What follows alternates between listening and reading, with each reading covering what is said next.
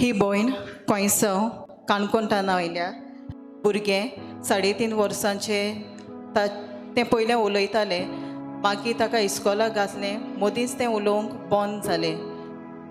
तिणें ब्रदराक फोन केलो आनी ब्रदरान त्या भुरग्या पासत मागलें आनी 15 दिसांनी तें भुरगें रोखडेंच उलोवंक लागलें.